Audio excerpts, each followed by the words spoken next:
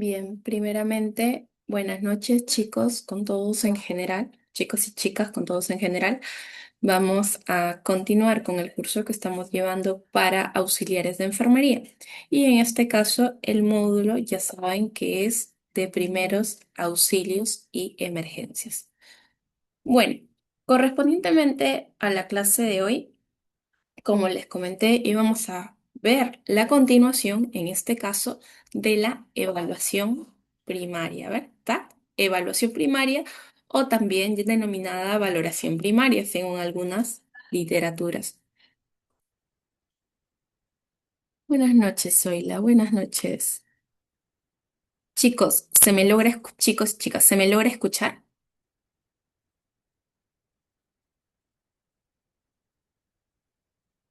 Ok, gracias. A ver, con respecto a ello, gracias, Roxana, gracias, Dorita. Bien, entonces vamos a proseguir. Bueno. Con respecto a ello, como había comentado la clase pasada, la clase anterior, la valoración primaria, o también denominada evaluación primaria, era una inspección general de la víctima en sí. En este caso, consistía más que nada en el reconocimiento o la detección en el mínimo de tiempo de las lesiones que puedan existir, de, en este caso, las posibles causas que puedan conllevar a la víctima a la muerte, ¿no?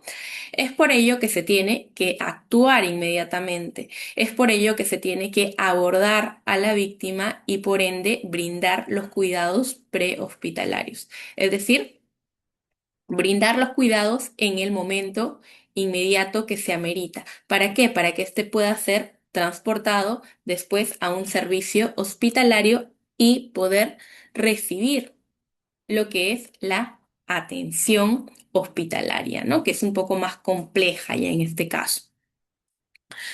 Correspondientemente a ello, como bien les había comentado, la valoración primaria o evaluación inicial o evaluación primaria consiste o comienza desde el salud y va a consistir en aplicar lo que es el ABCDE. Pero previo a ello, lo que se aplica es la escala de ADVI. ¿Para qué nos ayudaba la escala de ADVI? ¿Alguien recuerda? ¿Para evaluar qué cosa? El nivel de conciencia, ¿verdad? Es decir, nosotros podíamos, en este caso, saber mediante la escala de ADVI si una persona se encontraba o no se encontraba consciente. Ujú, exacto. Y esto lo sabíamos mediante qué? Mediante lo que era parámetro, disculpe, el parámetro de alerta, verbal, dolor y por último, inconsciencia. Por eso se dice nuevamente, reitero, un momento, chicos, voy a hacer la fruta. Son los perritos de la calle.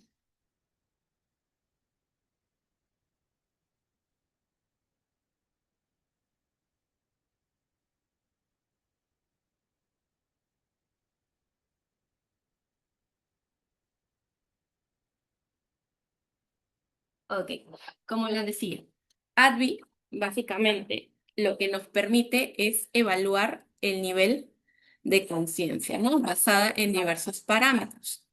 Es decir, nos permitía saber si el paciente estaba consciente o inconsciente, básicamente, aplicando lo que es el parámetro de alerta, verbal, dolor y por último, inconsciencia. Es una forma rápida de saber el estado del paciente. Ahora, posterior a ello, lo que seguía en este caso, ujú, perfecto, perfecto, Yasira. Lo que seguíamos evaluando después era la vía aérea.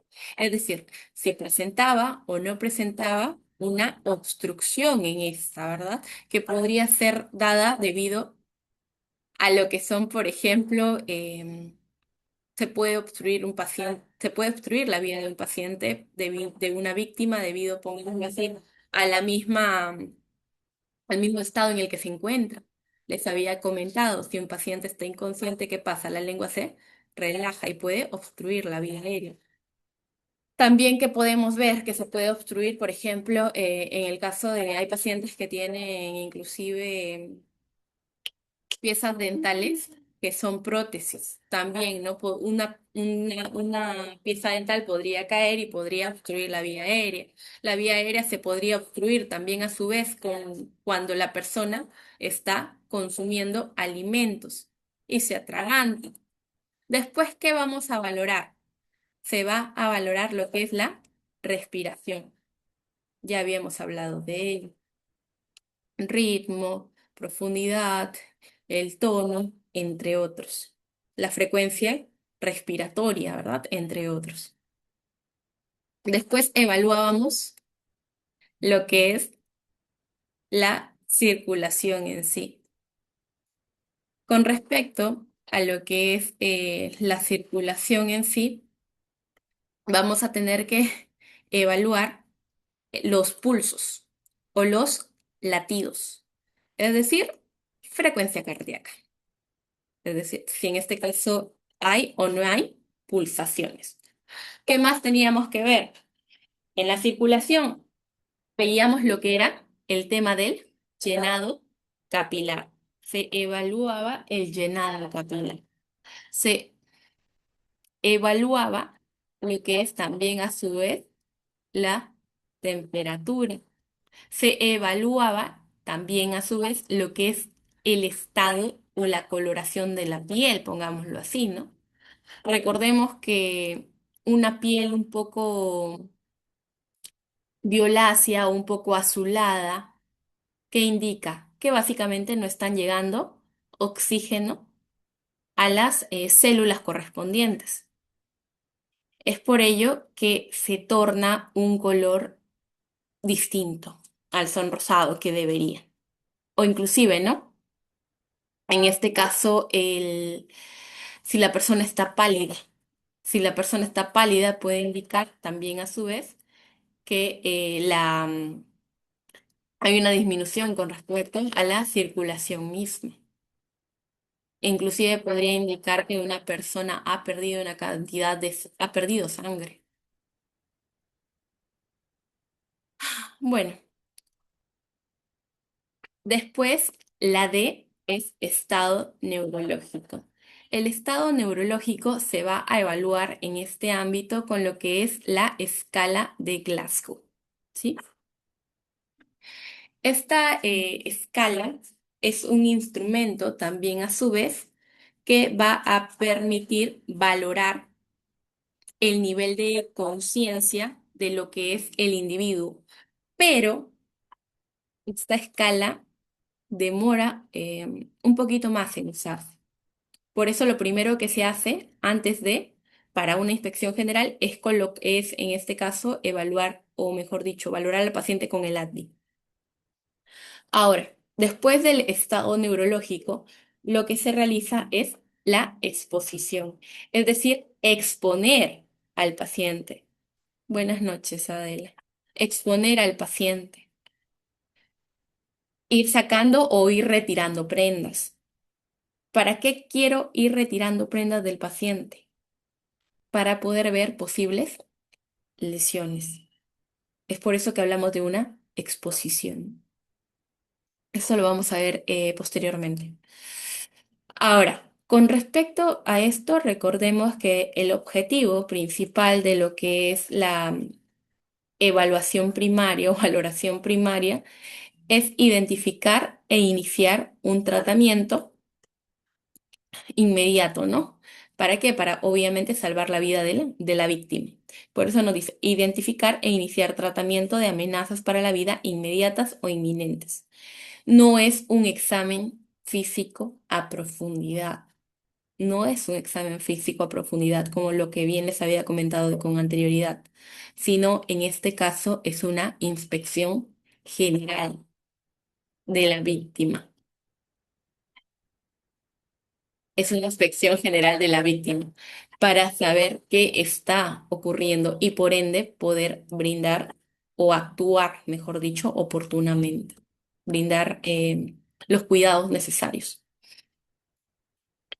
Bueno, con respecto a lo que es la valoración inicial o la valoración primaria, básicamente se tiene que hacer rápidamente.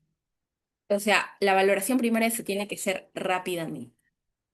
La valoración primaria no puedes hacerla en 20 minutos. Es demasiado. En este caso es,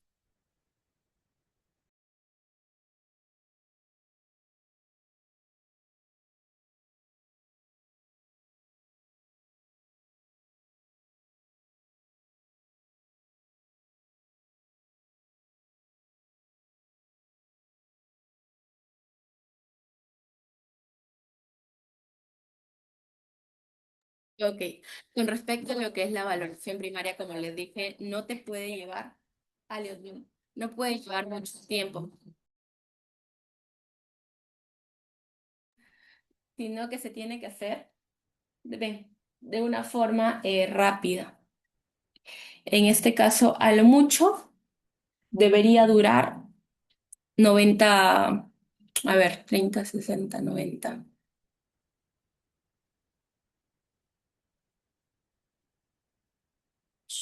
A lo mucho tiene que ser tienes que hacer la valoración primaria de 60 a 90 segundos. ¿Qué quiere decir? Que en un minuto y medio deberías ya haber evaluado a tu paciente, ¿no? A ver, con respecto a esto, como bien les había comentado, lo que vamos a ver ahora es la de estado neurológico. En la de estado neurológico, básicamente, a ver chicos, con respecto a lo que me decían ayer, el A, B, C, D, E es para que se lo aprendan de una forma mucho más rápida, ¿sí? Y más que nada es debido a sus siglas en inglés. Si ustedes le dicen valoración primaria, A, B, C, D, E. Si es un paciente en este ámbito que tiene un trauma, es decir, ha sufrido una lesión debido a un impacto, lo que van a aplicar en este caso es el X, A, B, C, D, que básicamente el X indica lo que es el control de hemorragias. Nuevamente reitero, para una valoración primaria, lo que se usa es el A, B, C, D, E. ¿Estamos bien? Para una valoración primaria o para una evaluación primaria, lo que se usa en este caso es el A, B, C, D, E. Si una persona ha sufrido algún tipo de choque o algún tipo de, en este caso, un traumatismo en sí, lo primero que se utiliza en este caso es la XABCDE. ¿Dónde está? Un momento.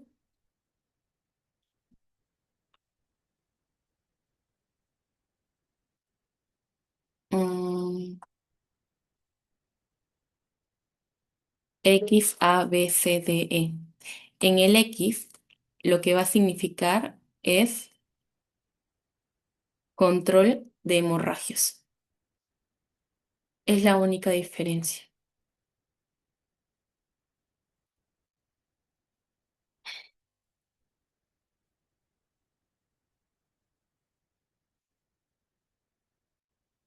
¿Ok?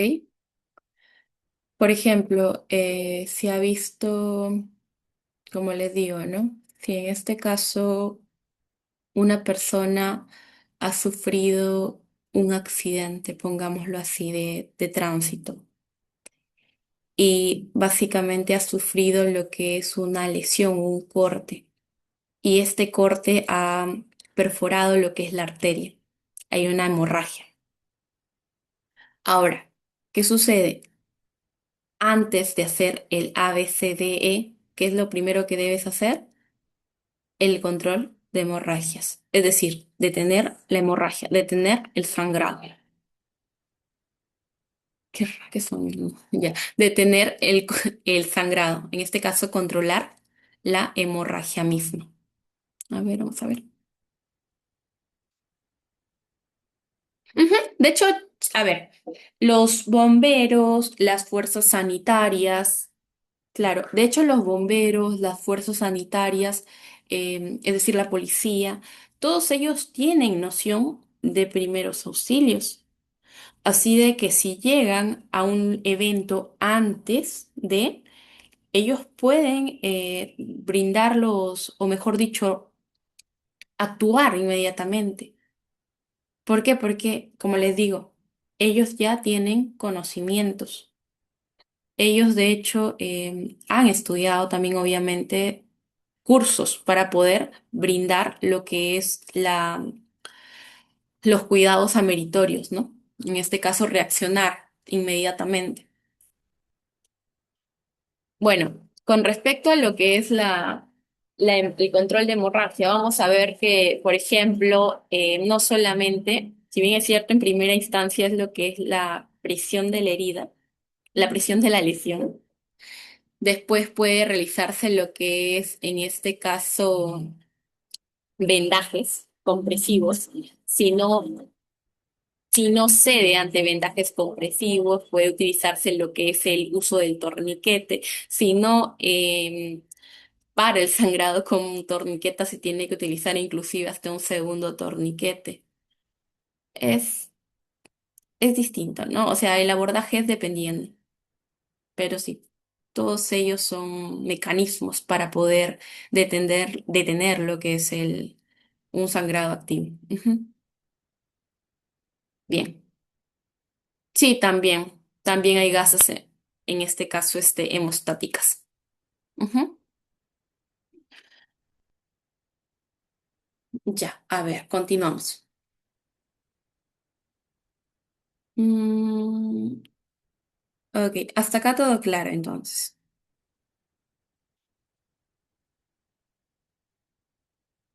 Déjame compartir un ratito.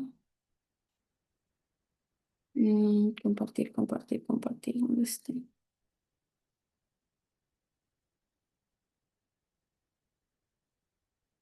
Mm, compartir. Ok. Bien,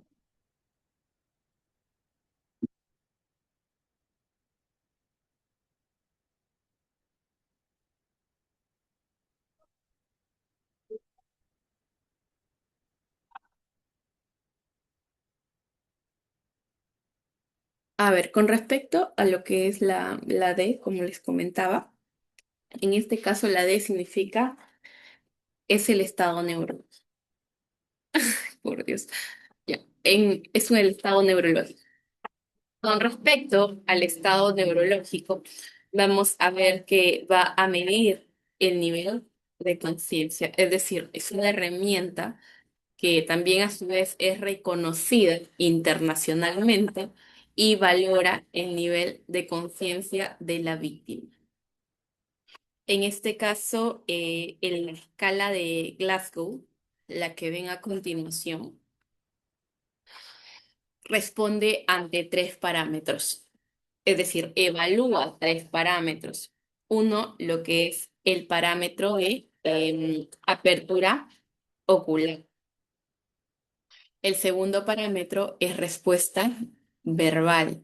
Y el tercer parámetro en este ámbito es respuesta motora.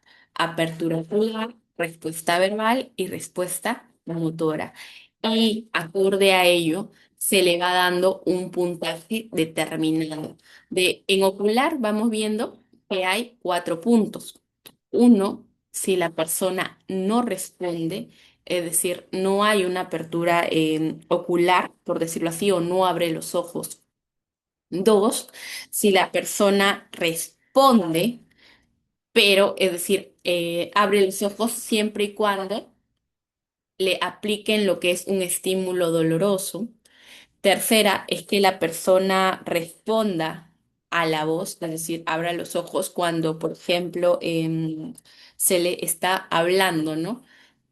Y cuatro, que no hay necesidad de aplicar algún tipo de estímulo, porque la persona se encuentra, abre los ojos solo, ¿no? Hay una apertura ocular espontánea.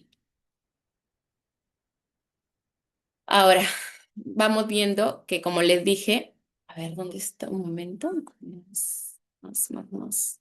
Ok, monitor. Parámetros.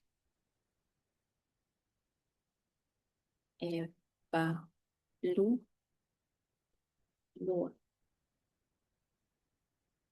3 parámetros.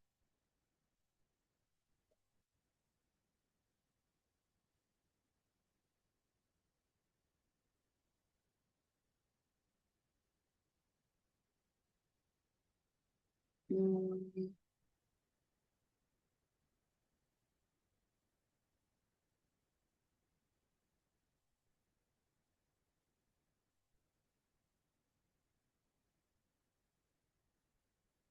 ya. Ahora, como bien les comenté, el primer parámetro es la respuesta ocular. En este caso. Ahora, con respecto a la apertura ocular, después continuamos con la respuesta verbal. Con la respuesta verbal vamos viendo que ya no solamente hay 4 puntos, sino que en este caso se va a valorar en 5 o se va a dar un puntaje determinado de 5 puntos. Un punto es si la persona en este caso no responde, es decir, no hay una respuesta de tipo verbal. La segunda es cuando la persona hace sonidos o realiza sonidos que son incomprensibles.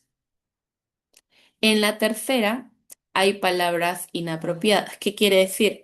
Que la persona puede decir cosas sin sentido, que la persona en este ámbito puede empezar inclusive a gritar, todo ello, ¿no? Que básicamente no se entiende lo que está diciendo. Con respecto a esto, se le da 4 puntos si la persona está hablando, pero se encuentra desorientada. Por ejemplo, tú le preguntas al señor o a la señora, señora, ¿sabe dónde estamos? ¿Saben en dónde estamos? Y la persona no te va a responder. Señora, ¿sabe, sabe qué fecha es hoy? La persona tampoco va a responderte. Orientado y conversando es básicamente cuando el individuo presenta o la víctima presenta un habla fluida y obviamente se le entiende y obviamente está orientado a lo que se le está preguntando, es decir, responde acorde, responde de una forma óptima, ¿no? Vamos viendo 5, nuevamente, ¿no? Uno, si no hay respuesta. Dos, a sonidos incomprensibles. Tres, a palabras inapropiadas. Cuatro, si está desorientado y hablando. Y como bien les comento, ¿no? Esto de acá se puede saber cuando se le hace una pregunta determinada, una pregunta dirigida, por ejemplo, o mejor dicho, yéndose al tiempo. ¿Sabe qué día es hoy? ¿Sabe qué mes es hoy? Al espacio, por ejemplo, ¿sabe dónde estamos? Inclusive a la persona. Señora, ¿quién es usted? Lo mismo, ¿no? Y 5 puntos cuando está orientado y conversando. Ahora, con respecto a lo que es el tercer parámetro, es la respuesta motora. Se le da un punto, en este caso, si la persona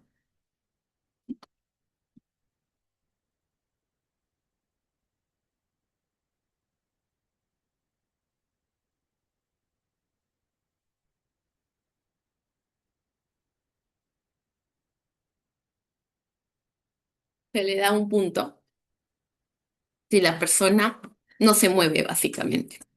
Por eso dice, no hay ninguna respuesta, no hay respuesta motora en este ámbito.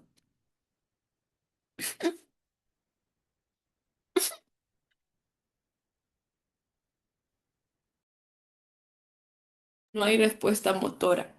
Se le da 2 puntos cuando la persona presenta, o mejor dicho, hace movimientos de extensión, pero de una forma un poco anómala. 3 puntos cuando hay flexión anormal, ¿no? 4 puntos cuando al aplicarle un estímulo doloroso, recuerden que siempre se aplican estímulos en este ámbito, estímulos dolorosos. Por ejemplo, la persona lo que hace, en este caso, es evitarlos, es decir, tratar de retirar el estímulo doloroso o tratar, en este caso, de evitar el estímulo doloroso, ¿no? Por eso dice retirada y flexión. Se le da 4 puntos. 5 puntos si la persona localiza el dolor. Y 6 puntos cuando hay orden verbal y obedece. Por ejemplo, se le dice, señora, puede en este caso levantar la mano o puede estirar lo que es el miembro superior derecho, puede mover la mano. Es decir, la persona va a obedecer órdenes, puede realizar, en este caso, movimientos en sí. Y a ello se le dan 6 puntos.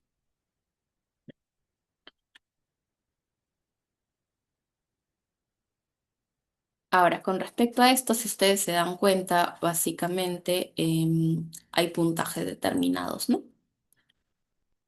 ¿Esto? Esto. Ah, no, tenemos. El mínimo puntaje es 3, 1, 2, 3. 3 es el mínimo.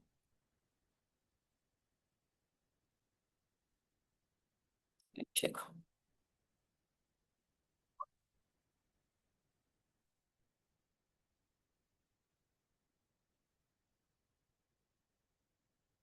3 es el mínimo puntaje y 4, 6, 10, 15 es el máximo.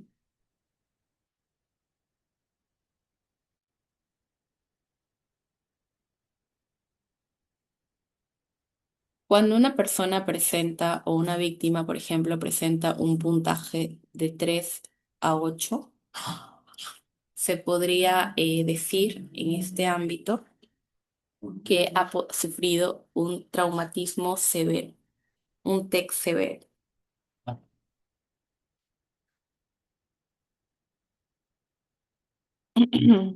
8 puntos.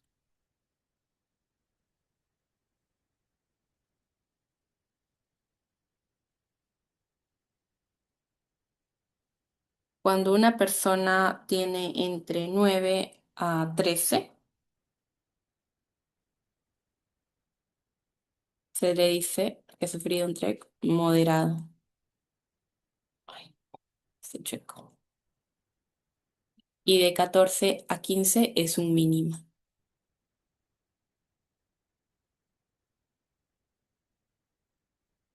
Ok, a ver.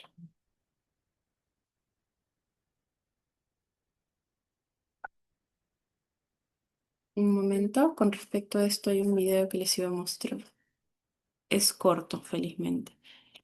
Mm,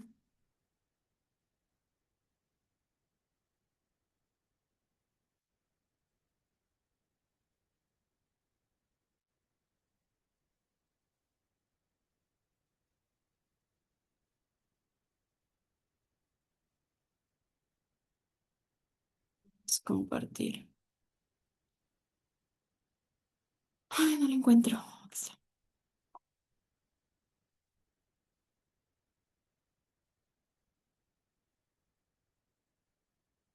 Mm,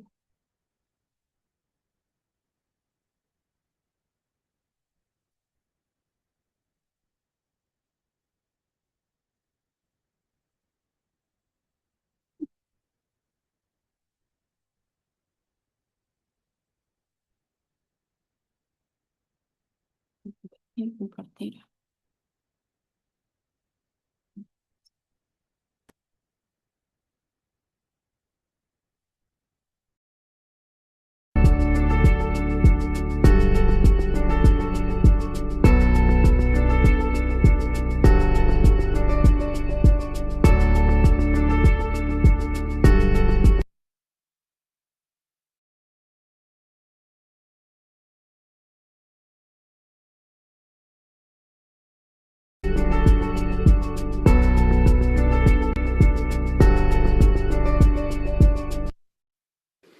La escala de Glasgow fue diseñada para evaluar de manera objetiva el estado de conciencia. Fue creada en 1970. Estaba hablando solita. A ver, como les dije, la escala de Glasgow, en este caso, es una herramienta internacional que se usa para evaluar o valorar el nivel de conciencia de una persona, ¿no? En este caso, de una víctima.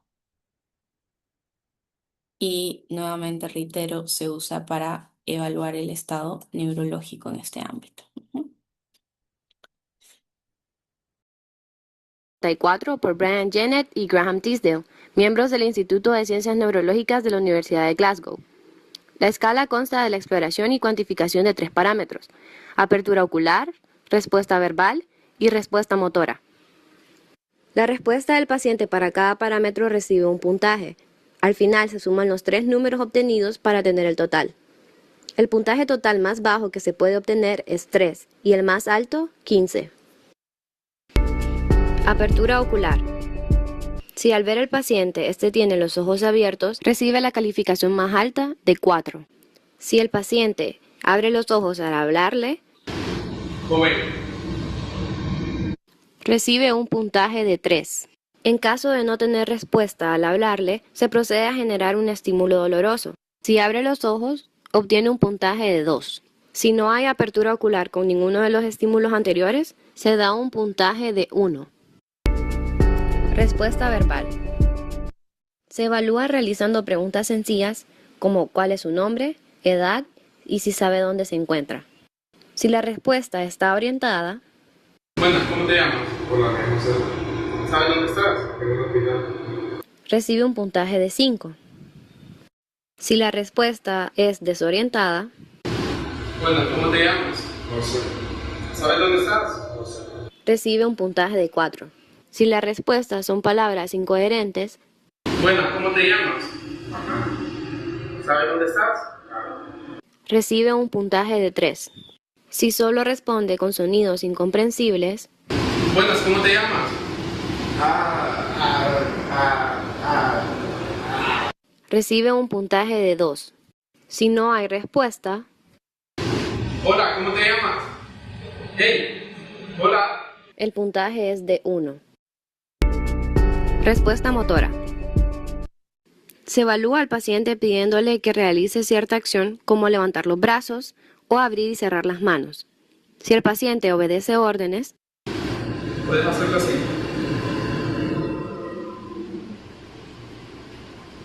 tiene un puntaje de 6. Si el paciente localiza el lugar del estímulo doloroso, recibe un puntaje de 5. Si el paciente trata de alejarse del estímulo doloroso, recibe un puntaje de 4. Si al estímulo el paciente responde con una flexión generalizada, recibe un puntaje de 3, y en este caso se puede sospechar de una decorticación. Si el paciente responde con una extensión patológica, recibe un puntaje de 2, y en este caso se puede sospechar de una descerebración. Si no se obtiene una respuesta, recibe un puntaje de 1.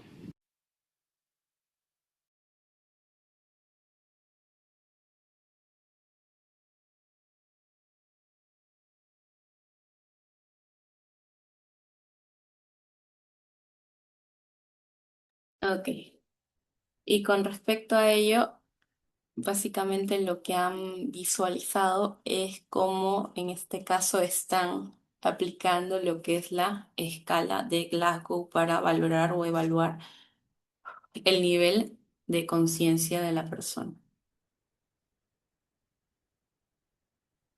Ahora, no solamente se evalúa esto, sino también, por ejemplo, se va a evaluar lo que es las pupilas mismas.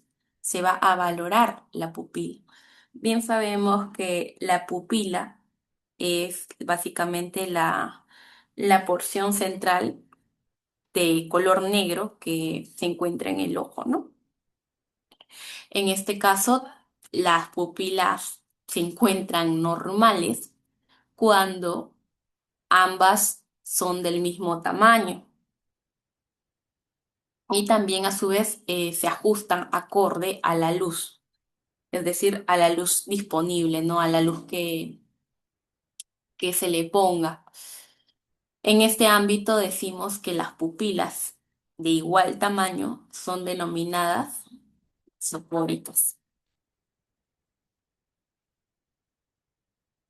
Ok, después hablamos de pupilas anisocóricas, cuando en este caso las pupilas son de tamaño distinto. Esto se puede,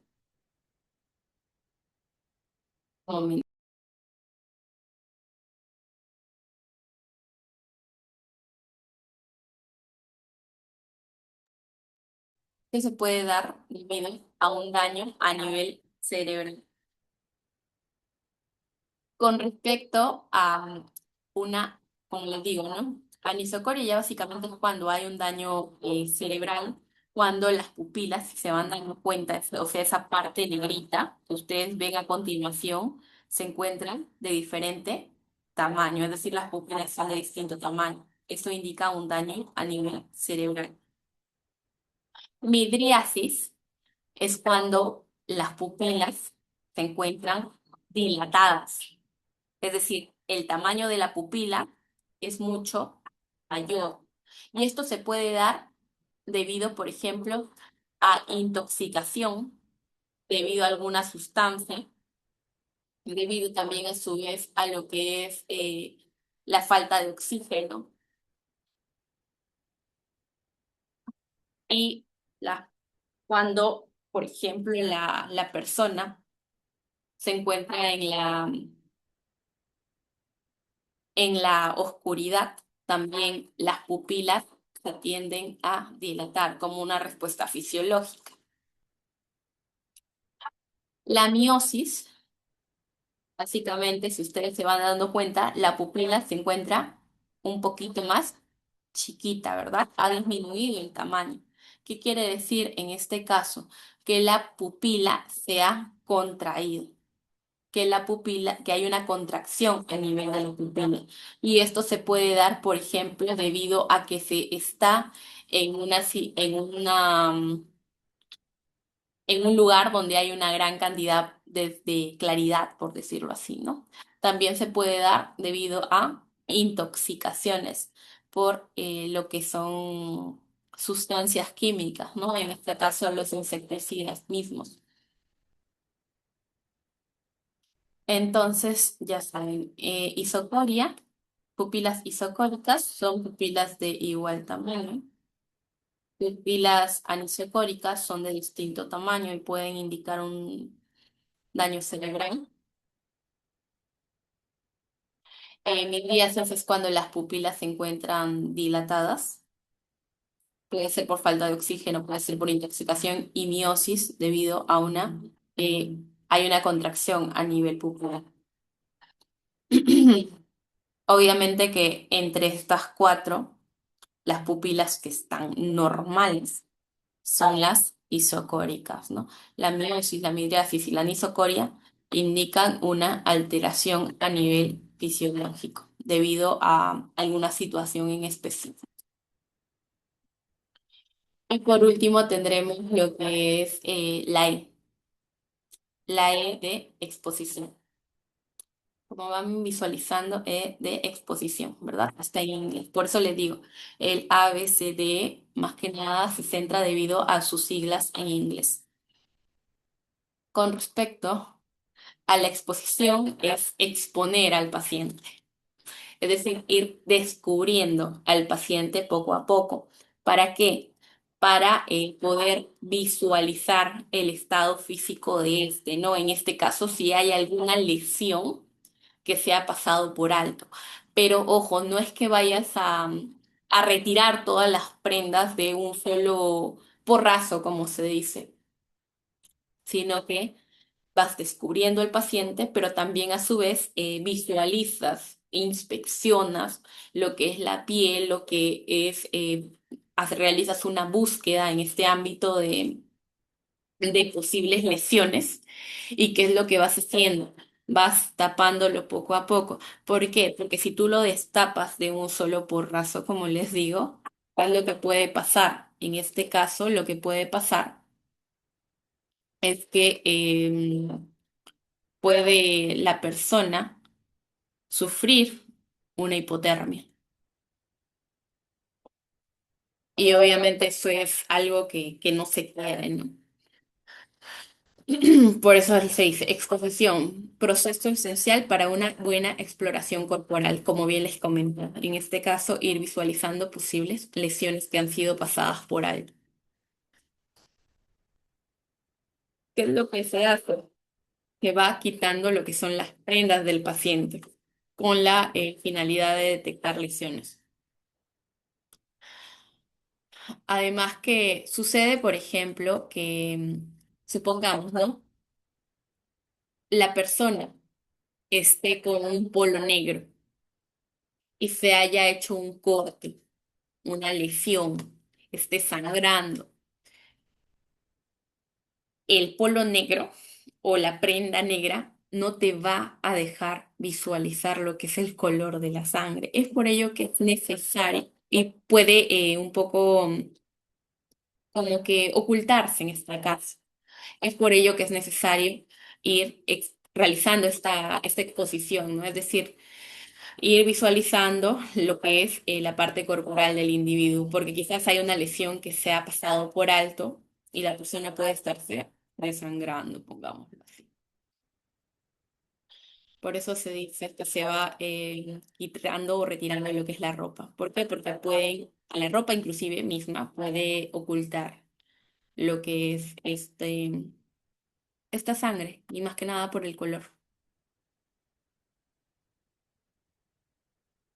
Por eso puede pasar desapercibida. La ropa debe retirarse rápidamente cortándola. De esta manera se evita mover al paciente.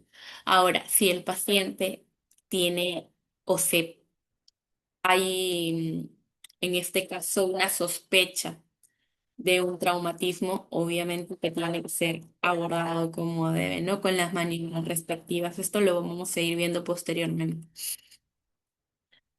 Bien, entonces, ya saben, para realizar lo que es, ¿dónde está? Lo que es una valoración primaria, vuelvo a reiterar, lo que se utiliza es el A, B, C, D, I. Y como siempre les había comentado, si es un paciente que ha sufrido algún tipo de traumatismo, algún tipo de lesión a causa de algún impacto fuerte, o tiene algún tipo de incisión, de algún tipo de corte, utilizan el X, A, B, C, D, ¿verdad? X.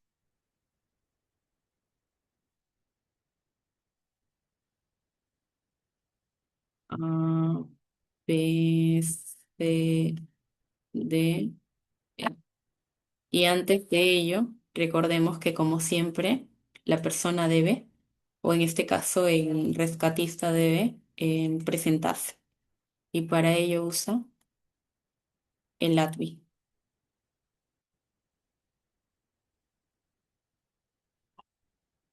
o APDI.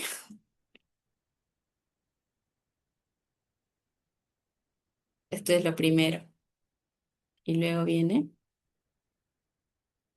toda la, o bueno, mejor dicho, viene toda la valoración de cajón, pero primero es el APDI. Ok, como bien les había comentado con anterioridad, con respecto a lo que habíamos hablado, básicamente lo que es el abordaje no te puede tomar tanto tiempo. Es decir, realizar lo que es la valoración primaria no te puede tardar 5 minutos, no te puede tardar 10 minutos. Aproximadamente en hacer todos estos pasos tendrían que tomarte de 60 a 90 segundos. Es un examen rápido para valorar el estado general del paciente. Listo, chicos. Eso sería con respecto a valoración primaria. Bueno, ahora vamos viendo lo que es el tema del botiquín de primeros auxilios.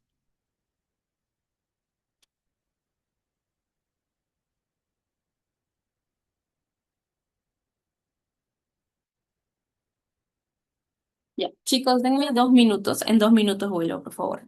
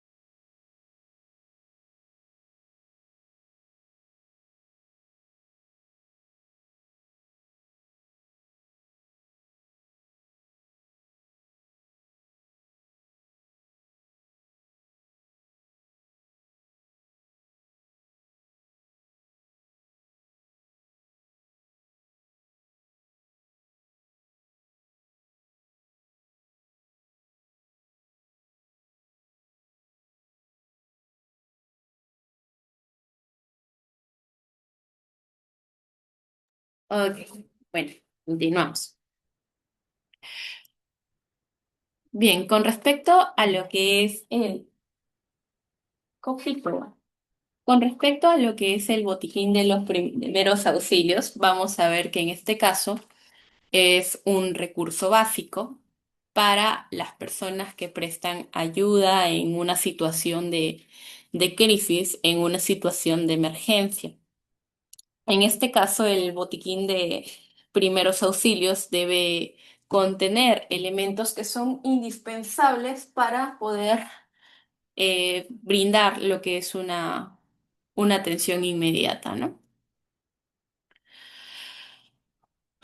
Ahora bueno, con lo que es dentro del botiquín de primeros auxilios realmente pueden variar acorde a las necesidades en sí.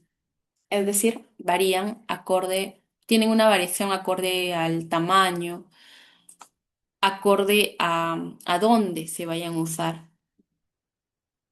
Exacto, ujú, sí. Esto lo vamos a ir viendo qué elementos posteriormente tiene un botiquín. Eso lo vamos a ver dentro de la clase. Popito.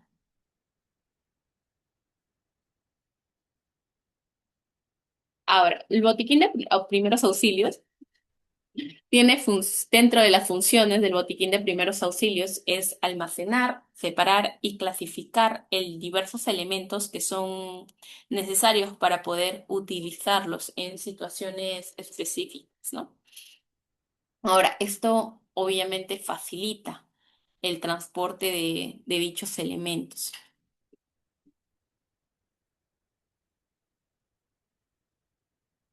Ahora, con respecto a ello, sí, sí tienen su... A ver, ahorita vamos viendo eso. Con respecto a lo que son los elementos que tienen los botiquines de primeros auxilios son los siguientes.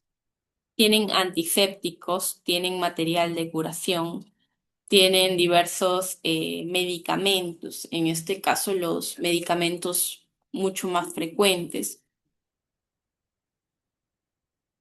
También a su vez tienen diversos instrumentales.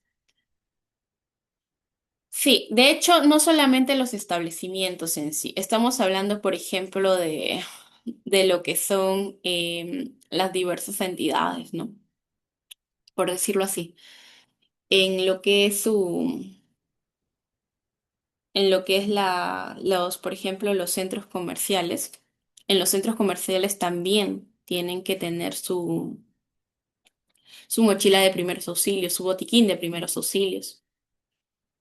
Como les digo, no solamente se utiliza en el ámbito de por sí sanitario, sino se utiliza en diversas entidades. Ahora, con respecto a lo que se tiene en el botiquín de primeros auxilios, son diversos elementos.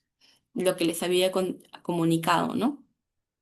Antisépticos, material de curación, en este caso medicamentos. Usualmente los medicamentos que más se tienen, por decirlo así, por ejemplo, son los medicamentos para tratar el dolor, entre otros.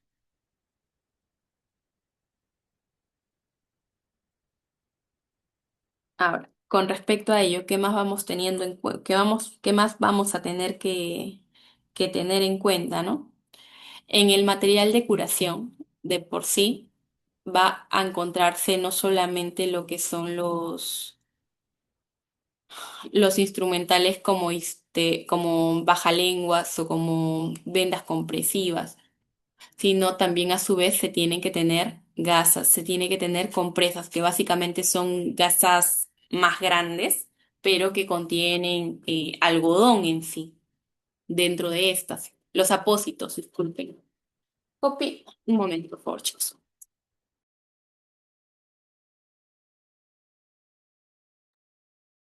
Vale, listo.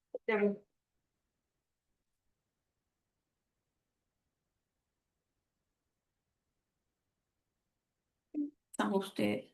Ya. A ver, con respecto bueno, a los elementos que tenemos, como bien les comenté, habían gasas, en este caso. A ver, checo los audios.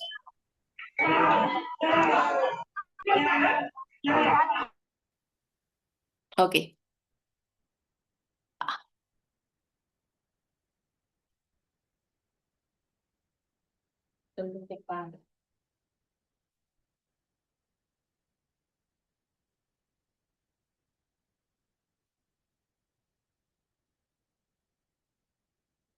Ya, ok. Bueno, como les digo, en los materiales de curación se va a tener gasas. Se van a tener apósitos, que básicamente son gasas con algodón, almohadillas de algodón al centro. Se va a tener que tener vendas. ¿Para qué? Para obviamente realizar los vendajes, ¿no? Se tienen que tener lo que son bajalenguas, esparadrapos, entre otros. Es decir, van a ser materiales que en este caso se van a usar para controlar lo que son las hemorragias y también a su vez para realizar curaciones de diversas lesiones. Exacto, sí, realmente el vendaje no tiene que ser flojo ni muy apretado. Si lo realizas muy apretado, ¿qué es lo que va a pasar? Vas a interrumpir lo que es la circulación y eso no es algo que se quiera, ¿no? Y muy flojo, pues no vas a comprimir algo. Ahora, con respecto a ello, ¿no? Se tiene que ir viendo también, porque si vas a hacer un vendaje compresivo, ahí sí vas a tener que realizar una compresión exacta. Ujú. A ver, vamos viendo, los medicamentos van a tener, por ejemplo, diversas drogas, diversos medicamentos. En este caso puede tener más que nada medicamentos para lo que es tratar, por ejemplo, la fiebre, medicamentos en este ámbito para lo que son las diarreas, inclusive, ¿no? Pueden tener lo que son antihistamínicos, que más que nada sirven para las alergias en sí, entre otros. Ahora, algo que sí deben tener bastante en cuenta. Supongamos, ¿no? Si ustedes tienen su botiquín de primeros auxilios en su casa, Ok, está bien, pero recuerden lo siguiente, nunca se debe administrar medicamento a alguien sin una prescripción médica. No se le debe administrar medicamento a alguien sin una prescripción médica. Ahora, el personal que administra medicamentos es el licenciado de enfermería. Correspondientemente a ello, algo que también deben tener muy, muy, muy en cuenta es que si no han averiguado si la persona ha tomado un medicamento con anterioridad, la persona puede sufrir una reacción alérgica. Las pastillas siempre deben tomarse con agua. No se deben tomar con alcohol, no se deben tomar con gaseosas, preferiblemente con agua. Hay medicamentos que obviamente están contraindicados para las personas embarazadas. Por eso les digo que no se le debe brindar un medicamento a cualquier persona. ¿Por qué? Porque nosotros no sabemos si puede presentar, si es alérgico o no, si pueda presentar una reacción alérgica o no.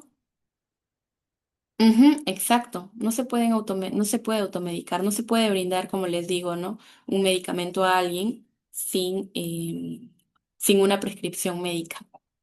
Es decir, en la prescripción médica, el médico, valga la redundancia, indica, prescribe un medicamento determinado. Ahora, con respecto a ello, eso es lo primero que deben tener en cuenta, ¿no? Sin prescripción médica no se le debe brindar ningún medicamento. Viene una señora a su casa, señorita, sabe que me duele la cabeza, me duele demasiado la cabeza y no me pasa. Ahora, no le van a decir, oh, me duele mucho lo que es la espalda, no me pasa el dolor, tengo así una semana. Ok, no van a aplicarle un medicamento determinado, no van a darle, no deberían darle un medicamento. ¿Por qué? Porque la persona puede hacer una reacción alérgica también a su vez. Además, el única o la única persona responsable de prescribir un medicamento determinado, obviamente, es el médico. Por eso nos dice, asegurarse que la víctima no sea alérgica al medicamento también. A ver, con respecto a esto, ¿qué es lo que debemos tener en cuenta? ¿Cómo sabemos? A ver, chicos, díganme, ¿saben ustedes qué es lo que se le debe preguntar a una persona para saber que no es alérgica? ¿Qué pregunta le harían? Una pregunta, por ejemplo, es, señora, ¿usted es alérgica al diclofenaco? Y si te dice, no sé, señorita. Señora, ¿alguna vez se ha puesto, o a ver, ahora con ibuprofeno, se ha tomado ibuprofeno o es alérgica al ibuprofeno? Ya, si te dice, sí he tomado justamente hace una semana, ok, al menos ya sabes que no va a producirle una reacción. Si tú le preguntas, ¿eres alérgico a un medicamento y te dice que no? Perfecto, ya sabes que no le va a producir alguna reacción. ¿Por qué? Porque ya ha tomado con anterioridad ese medicamento. Ujú, exacto, esa es la pregunta que ustedes le harían, ¿no?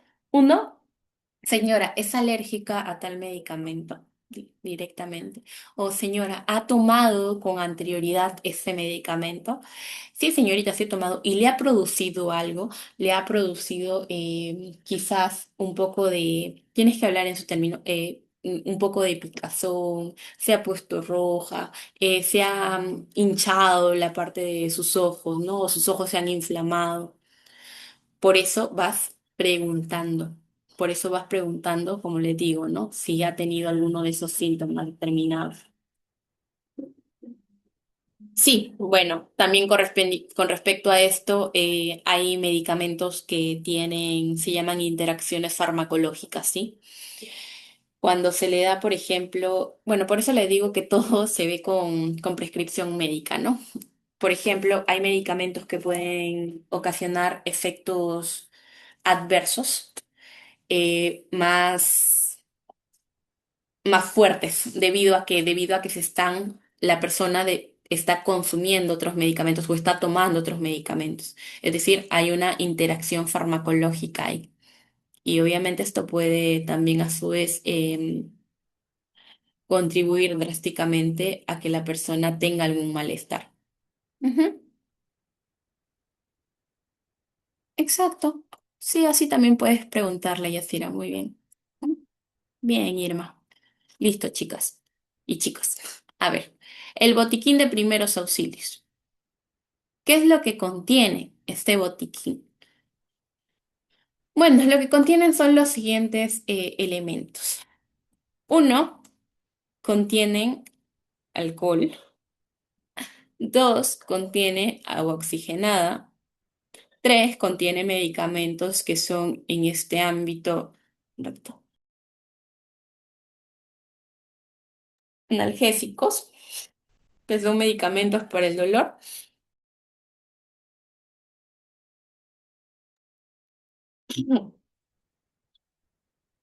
Tienen, contiene también a su vez antitérmicos, más que nada te sirven para poder disminuir lo que es la temperatura corporal si la persona tiene fiebre. También a su vez contienen laxantes, es más que nada para tratar lo que es el estreñimiento en sí. Antidiarreicos para tratar lo que es obviamente las diarreas, ¿no? Antiácidos también a su vez. Vamos a tener en este caso los antialérgicos, que más que nada son medicamentos para tratar las alergias en sí. Por eso es siempre bueno tener su clorfenamina. Tenemos los antitusígenos, en este caso, que son medicamentos que se utilizan más que nada para reducir lo que es la tos en sí. Tenemos los mucolíticos para lo que son las secreciones y los expectorantes para que la persona pueda expectorar, ¿no? Entre las soluciones antisépticas vamos a tener el yodopovidona. En otros tipos de material, por ejemplo, ya le habíamos comentado, ¿no? Material de curación, básicamente el algodón, lo que son las gasas, lo que son los apósitos, lo que es la venda en sí, lo que son los esparadrapos, que son importantes también, termómetros, entre otros.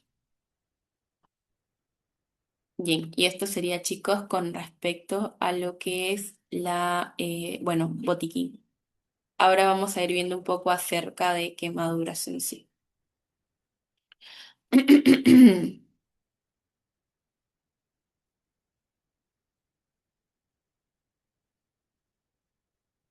¿Hasta acá todo bien?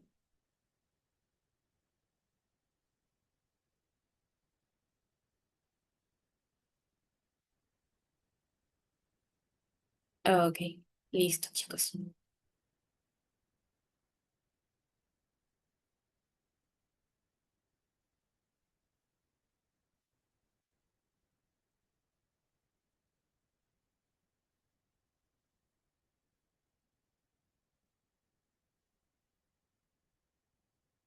Bien, ahora vamos a abordar un poco de lo que son quemaduras.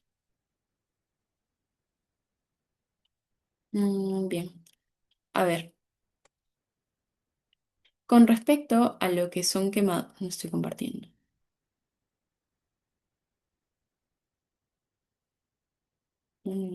Compartir dónde está.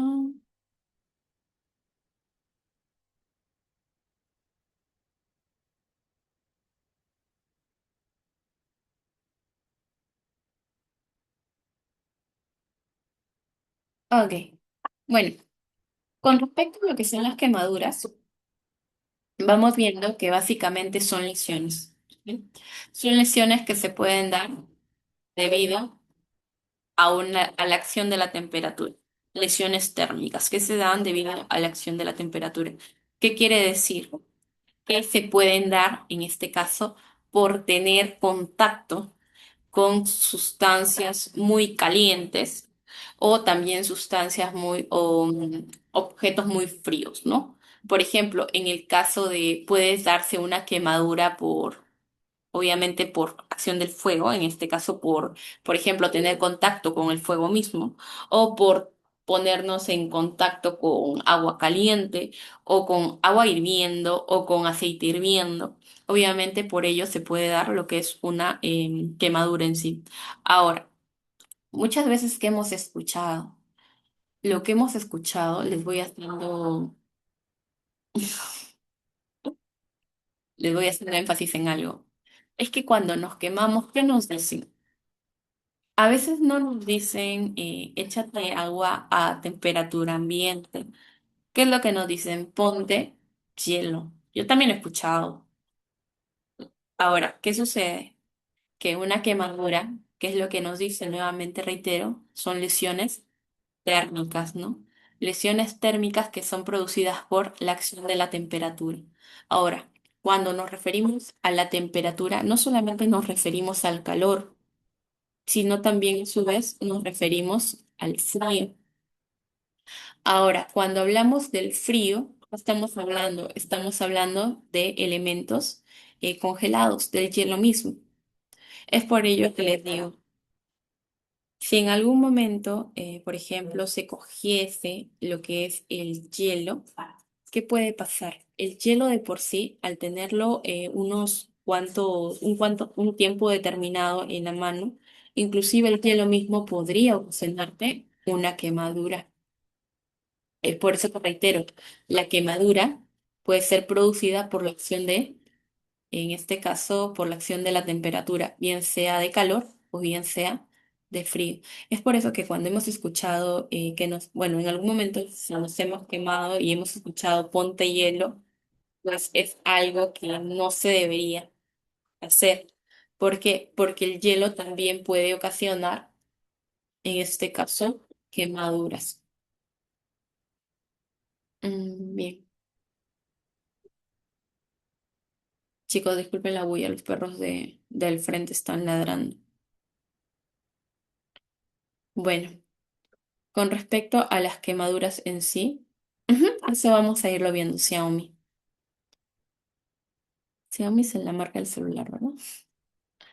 Bueno, con respecto a las quemaduras en sí, vamos viendo que es una lesión tisular, que quiere decir que es una lesión, obviamente, que se va a dar a nivel de la piel y se va a dar por algún tipo de energía, bien sea de origen físico, en este caso más que nada nos estamos refiriendo al origen térmico, es decir, al frío, es decir, al calor.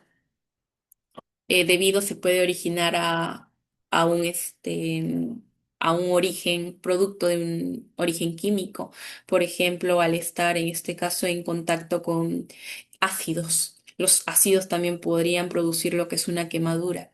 Es por ello que hablamos que hay un origen químico, ¿no?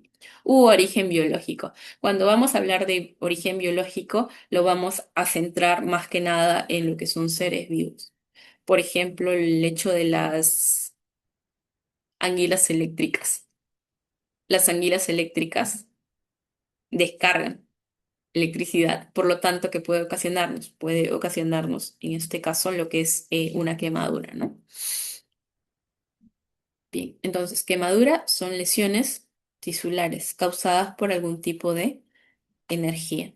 Energía que es física, química y biológica. Como bien les dije, física, nos referimos más que nada a lo que es el origen térmico. Térmico, frío, calor, lo que les había comentado con anterioridad. Eléctricas, electricidad misma. Y también a su vez puede darse debido a la radiación, ¿no? Debido en este caso a los rayos. Ok, con respecto a lo que es la causa química, bien les había comentado, los diversos ácidos que pueden ocasionar quemaduras en la piel misma de nosotros, y biológicas por algunos seres vivos. Por ejemplo, nuevamente les reitero lo que es el hecho de la... Ay, se me fue el nombre. Anguila eléctrica, si mal no me recuerdo se llama. Ok, ahora, las quemaduras se van a clasificar, ¿sí? Se van a clasificar acorde a la profundidad y se van a clasificar también acorde a la extensión. Acorde a la profundidad, vamos a decir que se clasifican como quemaduras superficiales, quemaduras de grosor parcial o segundo grado, quemaduras de grosor completo, que básicamente abarca tercer y cuarto grado, ¿sí? Depende a la profundidad, como bien su nombre lo dice, profundidad, que nos indica que se ha dado una quemadura, en este caso a niveles de la piel. Recordemos que en la piel tenemos la epidermis, la dermis y la hipodermis, ¿no? La epidermis superficial, la dermis intermedia y la hipodermis es básicamente la capa más baja, por decirlo así, o más profunda de la piel. Ahora, con respecto a esto, ¿qué es lo que vamos viendo? Vamos a tener en cuenta lo siguiente.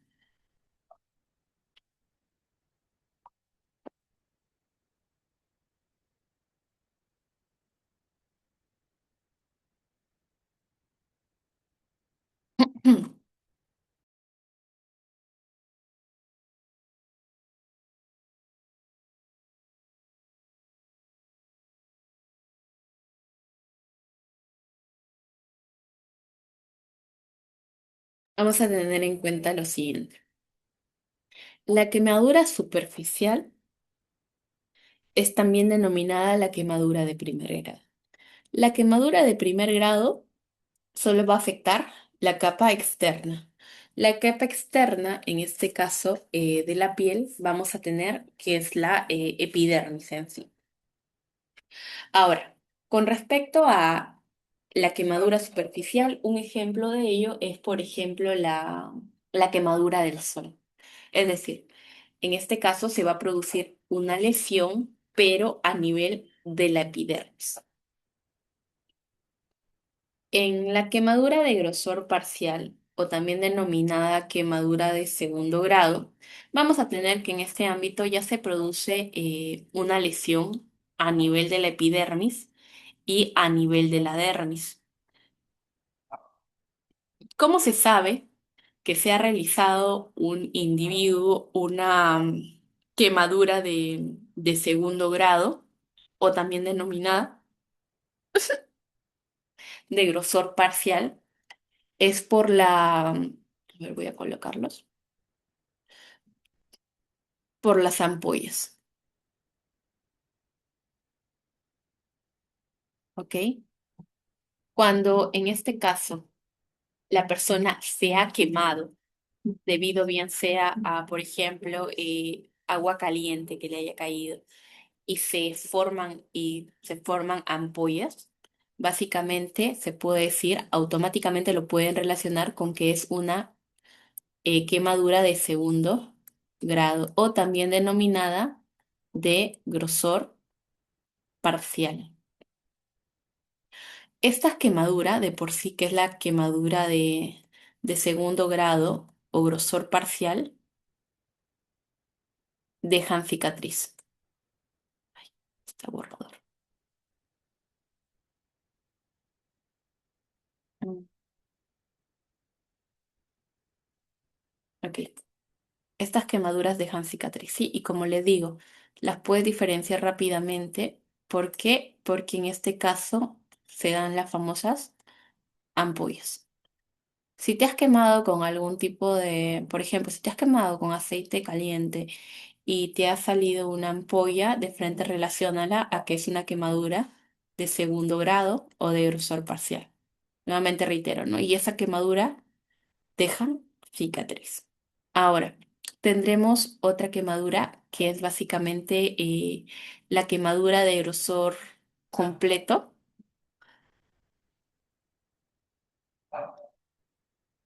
la quemadura de grosor completo o también denominada de tercero y cuarto grado.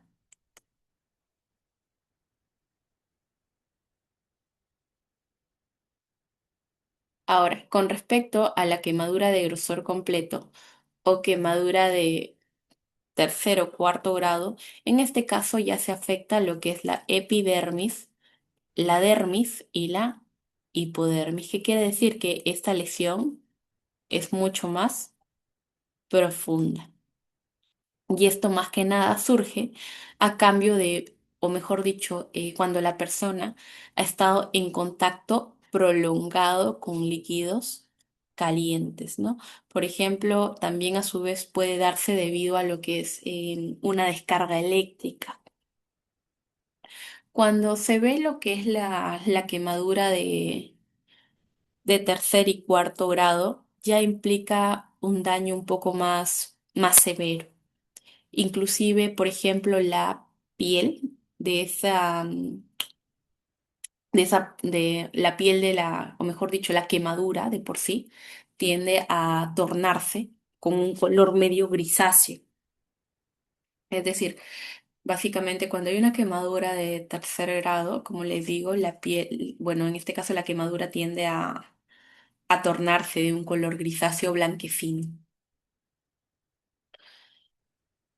Bien, eso es con respecto a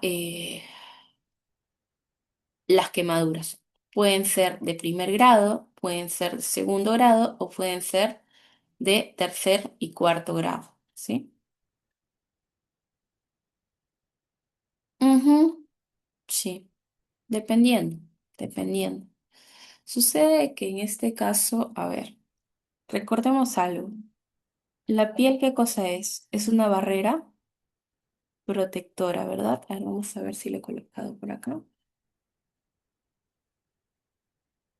A ver, un momento. Mm,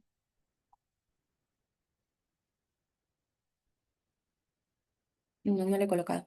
Bien, pero ¿qué es lo que recordemos? Recordemos que en este caso la piel es una barrera protectora, pero también a su vez la piel en este ámbito nos permite, bueno, barrera protectora porque nos protegen de diversas infecciones, pero también recordemos que a su vez permite lo que es mantener la temperatura corporal.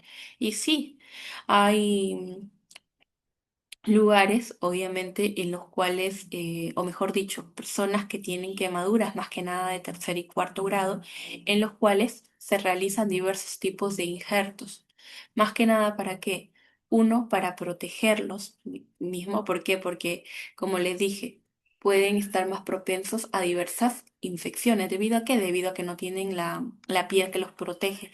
También, a su vez, tienden a perder en este ámbito más líquidos, también a su vez tienden a perder lo que es un poco lo que es la temperatura corporal, debido a que a funciones mismas que es de la piel en sí. Ujú. Realmente cuando hay personas con quemaduras de tercer y cuarto grado, también bueno, en este ámbito lo que se realiza son injertos, ¿no?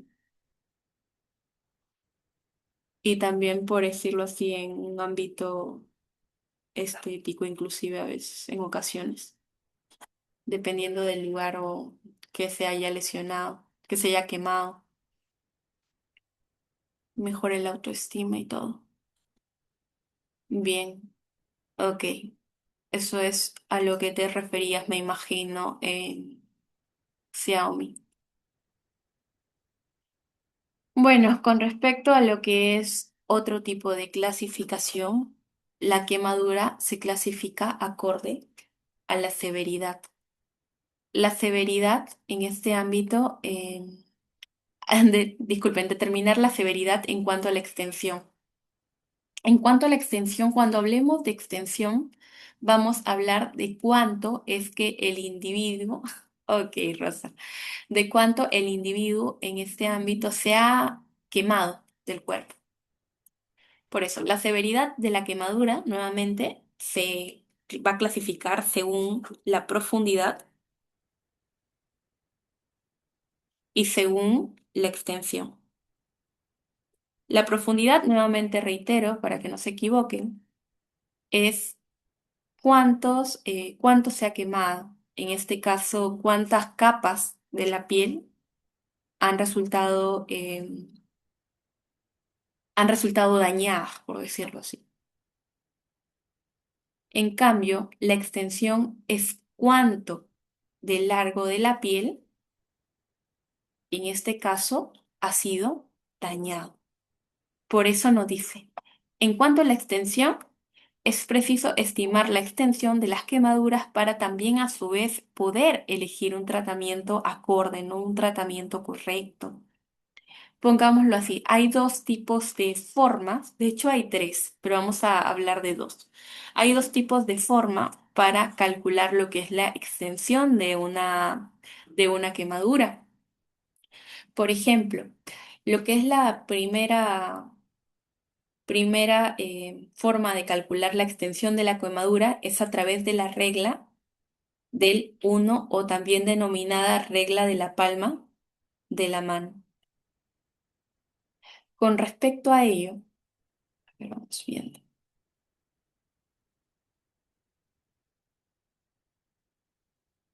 ¿Qué vamos a decir? Que básicamente la mano del individuo con los dedos y el pulgar extendidos van a representar un 1%. ¿Sí? Es decir, nuevamente reitero, la palma de la mano del paciente mismo con los dedos y el pulgar representa un 1%. Todo ello representa un 1%. Supongamos que la persona o la víctima tenga una quemadura, ¿sí? Y justamente, obviamente no va a colocar la mano encima de la quemadura, pero coloca su mano por encima, ¿no? Por encima de la quemadura, obviamente no haciendo contacto con esto. Y la quemadura abarca lo que son las palmas y los dedos de la mano de la misma persona, representa un 1%. Ojo, es de la misma persona, del paciente en sí. ¿Por qué? Porque en este caso, pongámoslo así, si viene un niñito, la mano del niñito es más pequeña. Obviamente eso no va a ser tan específico, ¿no? Como les digo, nuevamente tiene que ser la mano de la víctima misma, porque esto va a ir acorde a su extensión. Bueno, ahora, como les digo, regla del uno o regla de la palma de la mano. Pero ahora también a su vez tendremos otro tipo de forma de calcular la extensión. Otro tipo de forma de calcular la extensión en este caso va a ser mediante la regla de Wallace o también denominado la regla de los nueves.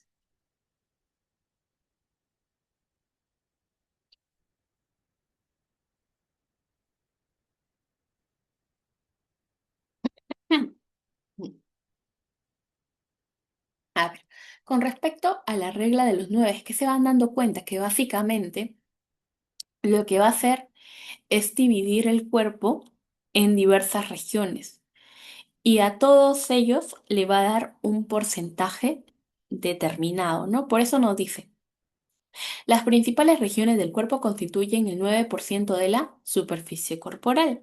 En cambio, la parte, en este caso, del perineo o región genital, es decir, básicamente de los, bueno, valga la redundancia, de los genitales, va a valer un 1%.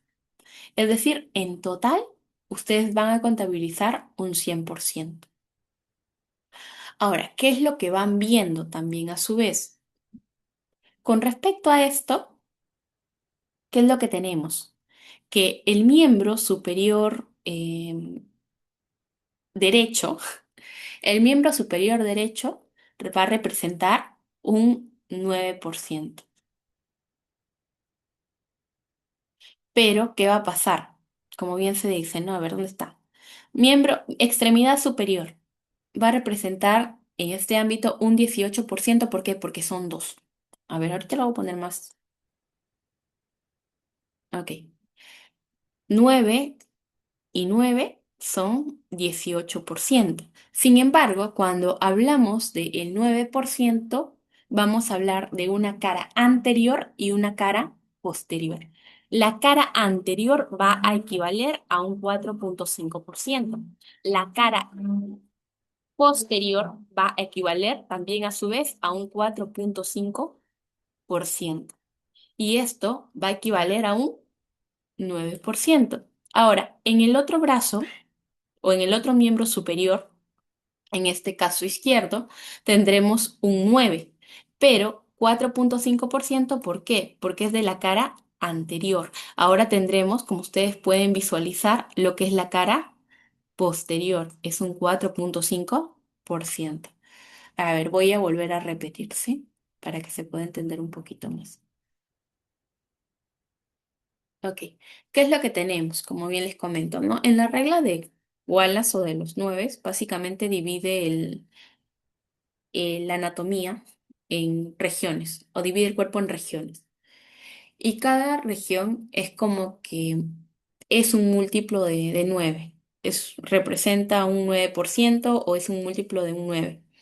Ahora, en los brazos que tenemos, nuevamente reitero, para los que se han quedado un poquito, tenemos que, ¿cuántos brazos tenemos?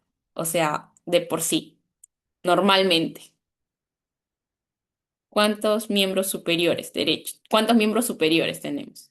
Tenemos dos brazos, ¿verdad? Exacto, tenemos dos brazos. Normalmente se tiene dos brazos. Entonces, tenemos uno, tenemos dos. Uno que es derecho y el otro que es izquierdo. Bien. Si hay un 18, entonces, ¿qué vamos a tener que ver? Que si hay dos miembros, en este caso, dos extremidades superiores, dos miembros superiores, uno va a tener que valer 9% y el otro va a tener que valer 9%, porque 9 más 9 nos da 18. Hasta acá creo que estamos bien. Ahora, ¿qué sucede? Que con respecto a esto ustedes ven un 4,5, ¿verdad? Ya. El 4,5 que ustedes ven a continuación es de la parte anterior. Es decir, el brazo lo van a, o el miembro superior lo van a dividir en dos, en una parte anterior y en una parte posterior. Entonces, la parte anterior sería 4,5. Entonces, la parte posterior tiene que ser un 4,5. Y 4,5 más 4,5 te da 9, ¿no? Y ahora lo mismo, 4,5 del brazo izquierdo, en este caso cara anterior, más 4,5 del brazo izquierdo, cara posterior, te da un 9%. Y 9 más 9 es 18.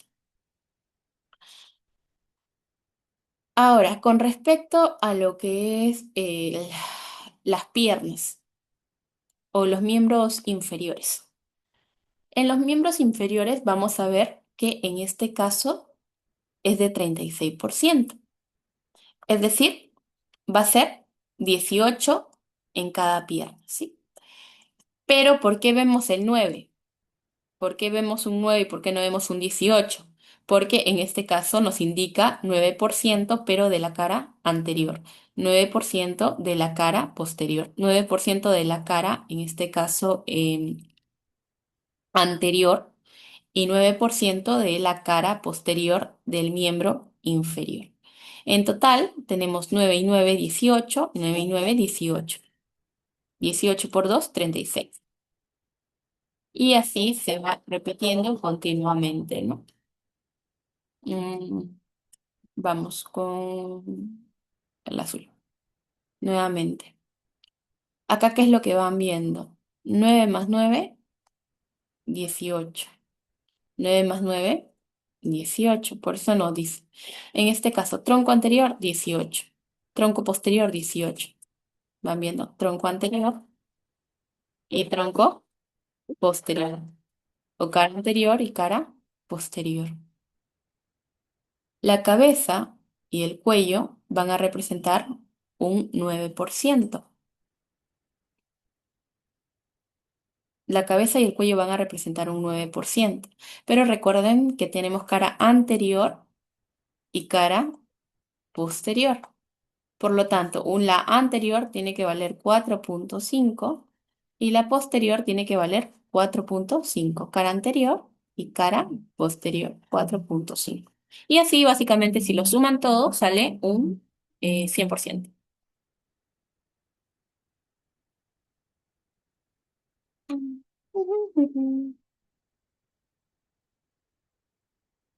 Ok, básicamente en base a ello se va a poder determinar, determinar la gravedad de la lesión en sí, en base a la profundidad y en base a la extensión.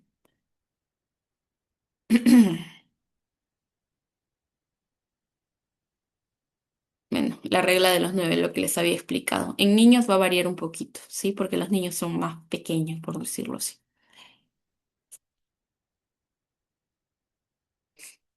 Bueno, por ejemplo, como les digo, ¿no? En este caso, en los niños va a variar. En los niños tienden a tener la cabeza más grande, por eso si se van dando cuenta, el porcentaje va variando. En este caso, en los adultos es un 9%, es decir, un 4,5 en cara anterior, un 4,5 en cara posterior de cabeza y cuello, ¿no?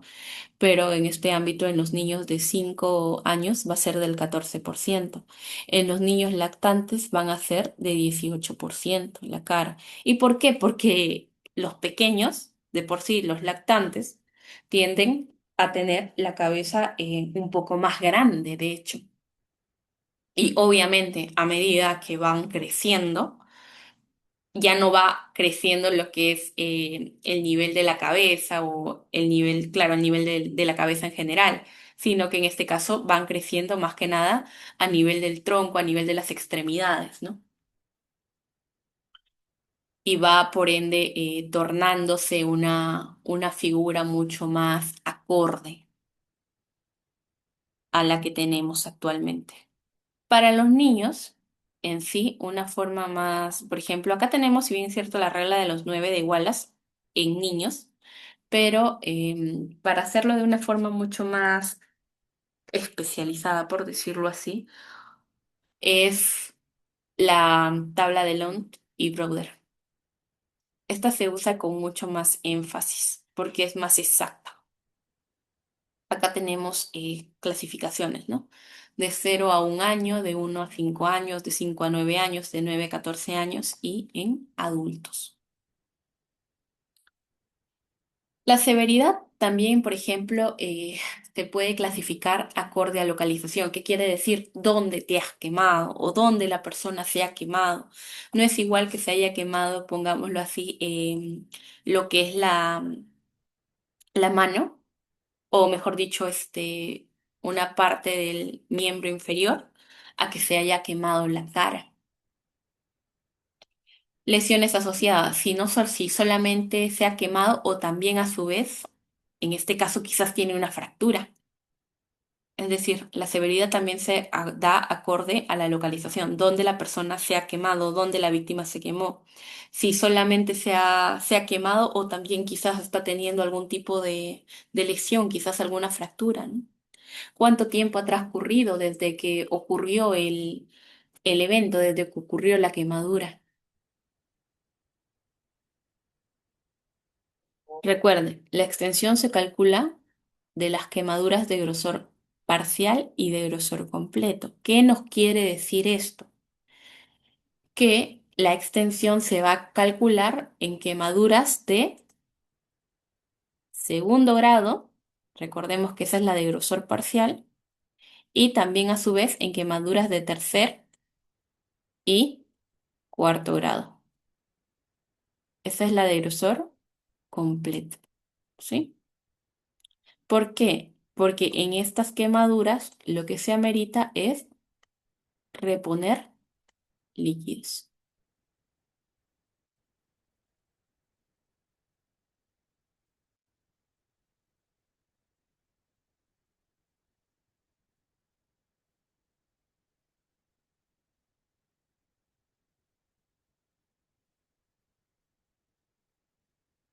Bien, a ver un momento, chicos.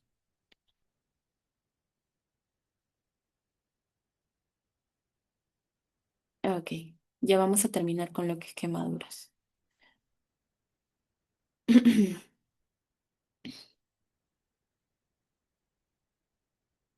Mm,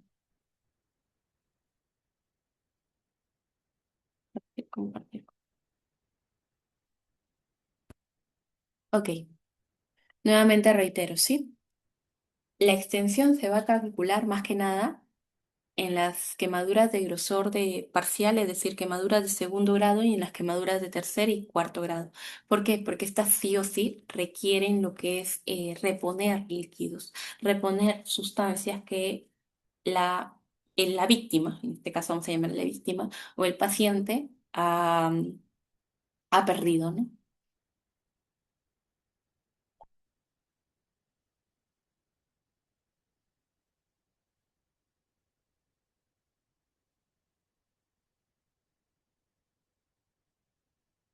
Manejo de la quemadura.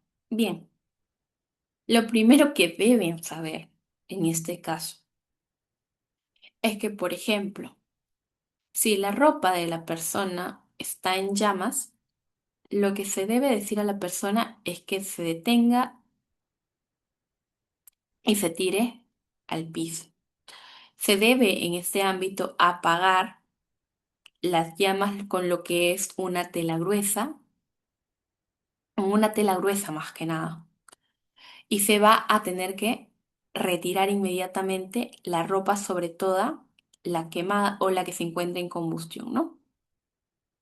¿Qué quiere decir? Por ejemplo, nuevamente les reitero, hemos visto en muchas ocasiones las películas. ¿Qué es lo que vemos en las películas? Cuando una persona se está incendiando, ¿qué es lo primero que hacen? Uno, la tiran al piso y en este caso la cubren con lo que es una tela gruesa. ¿Y qué empiezan a hacer? Empiezan básicamente a apagar el fuego con esto. Ojo, por ejemplo, si la persona está que tiene, o sea, está sufriendo una quemadura, no le van a echar lo que es tierra. ¿Por qué? Porque la tierra de por sí ya tiene agentes microbianos y esto podría ocasionarle una infección al individuo. Por eso se dice, ¿no? Es preferible, lo que es preferible en este ámbito es que se apaguen las llamas con una tela gruesa o inclusive con agua, pero lo preferible es más que nada con una tela gruesa. Lo que se debe retirar inmediatamente para evitar que se siga quemando también a su vez son las joyas. ¿Por qué? Porque las joyas de por sí van a causar una quemadura de mucho mayor impacto, ¿no? Ahora, en una quemadura superficial, si ustedes se van dando cuenta, la quemadura superficial habíamos hablado de una quemadura de primer grado, ¿no? Ahora ven esa quemadura, básicamente no hay ampollas. Así que, ¿qué es lo que se tiene que hacer en una quemadura de superficial?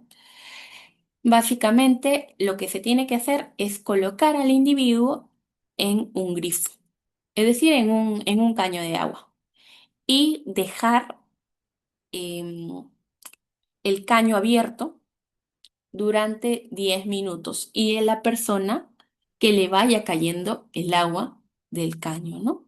Es decir, dejando correr el agua a temperatura ambiente usualmente. Si no hay caño, si no hay agua, ¿qué es lo que pueden hacer? Se puede utilizar una tela mojada, siempre y cuando no haya, por ejemplo, lo que es un caño o no haya agua, ¿no? Agua para que caiga así a chorro, como se dice. Se debe revisar también a su vez que la persona no caiga en hipotermia, que quiere decir que no se le baje la temperatura corporal. Ahora, como la persona presenta una quemadura superficial, lo que se le puede indicar es que tome líquidos, que tome agua, con el fin de que no se deshidrate.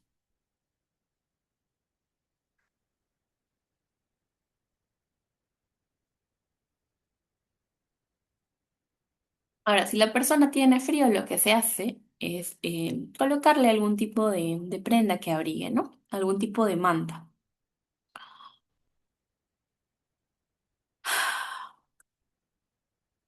Lo que se recomienda, lo que se puede recomendar también a su vez es aplicarse algún tipo de loción. Ojo, en la loción que no tenga alcohol primeramente.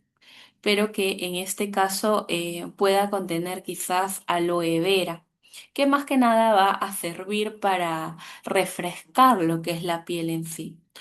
No se debe cubrir la herida con ningún tipo de tela o ningún tipo de gas. En este caso no es necesario. Siempre y cuando no tenga, claro, siempre y cuando no tenga alcohol. Siempre y cuando no tenga alcohol. Lo preferible y tampoco a su vez tan sustancias, fragancias perfumadas, sustancias perfumadas. Bien, con respecto a las quemaduras de grosor parcial, las quemaduras de segundo grado, ¿cuál- ¿cómo les dije que la distinguían usualmente? Por las ampollas. Miren, se van dando cuenta. En este caso es una quemadura superficial. Si ustedes se van dando cuenta, el miembro, el tercio medio de lo que es el miembro superior, por decirlo así. En este caso, vamos a ver que está enrojecido, pero no hay ningún tipo de ampolla. Pero ahora vamos viendo lo que es la mano de por sí de la persona y vamos viendo una ampolla. Cuando hay una ampolla en sí, vamos a decir que es una quemadura de segundo grado. En las quemaduras de segundo grado o de grosor parcial, que son menores al 20%, se debe enfriar la quemadura como se indicó antes. ¿Qué quiere decir? Que en este caso se le puede colocar lo que es la parte mejor dicho, la mano, por decirlo así, o la parte el lugar donde se ha quemado, se le debe colocar en lo que es el grifo en sí y dejar nuevamente que el agua corra. Aproximadamente debe estar así 10 minutos. ¿Para qué? Para que también a su vez baje el dolor, porque recordemos que en una quemadura no solamente se siente dolor, sino también se siente ardor y el agua ayuda a disminuir ello. Ahora, lo que se debe evitar es reventarla. ¿Por qué? Porque la sustancia que está acá de por sí es una sustancia libre de microorganismos. ¿Por qué? Porque si se dan cuenta aún tiene piel. Entonces, si se reventase, ¿qué va a pasar? Hay más probabilidad de que la lesión se infecte.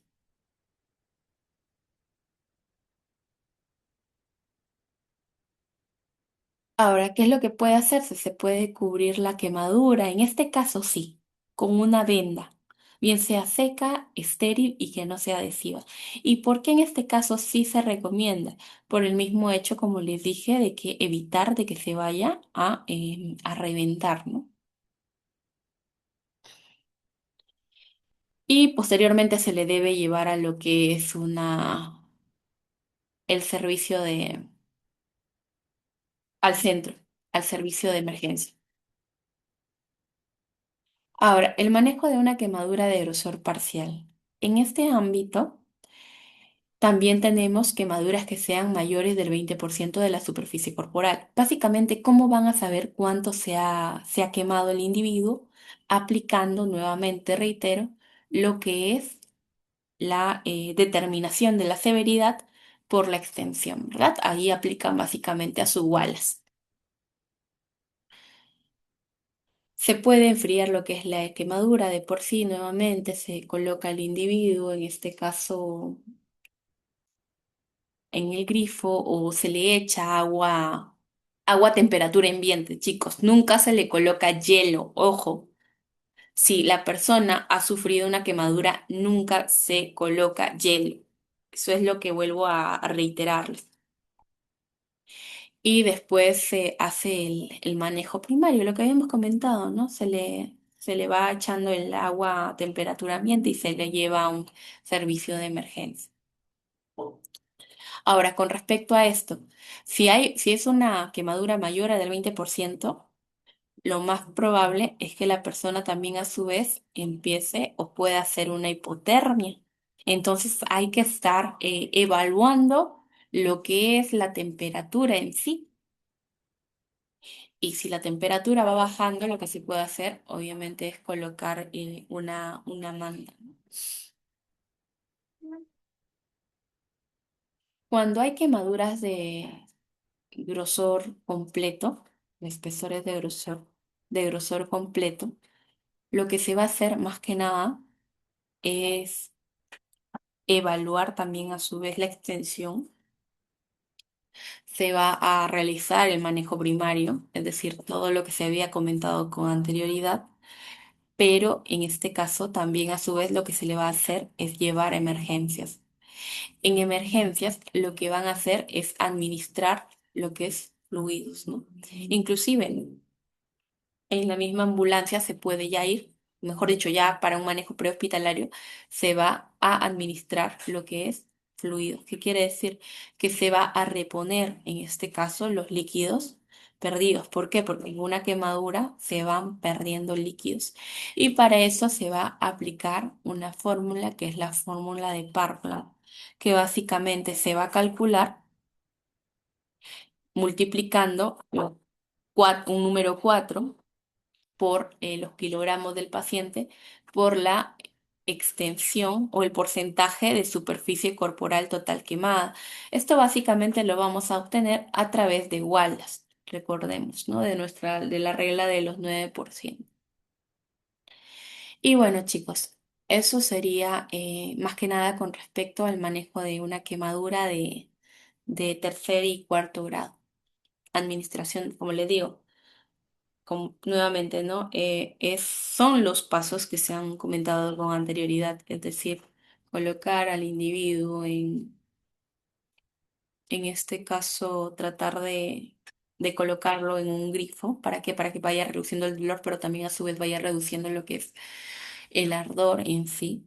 Luego también a su vez se va a tratar de cubrir lo que es la quemadura de por sí. ¿Para qué? Para evitar que se vaya a que entre en contacto con más microorganismos que se encuentren en el ambiente mismo. Y también, a su vez, se va a administrar lo que es fluidos, más que nada en una de tercera. Ujú, exacto, no hielo. Y bien, chicas y chicos, eso sería todo por la clase de hoy. Bueno, son las 10:03. Si tienen alguna duda o alguna consulta, me la hacen para poder dar por finalizada la sesión de hoy.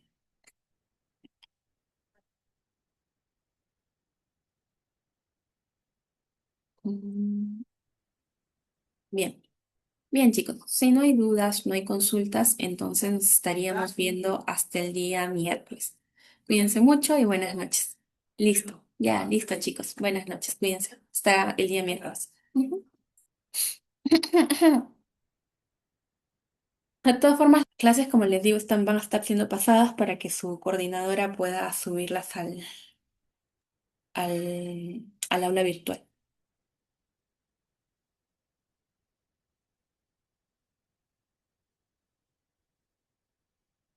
¿Sí? Tener la grabación.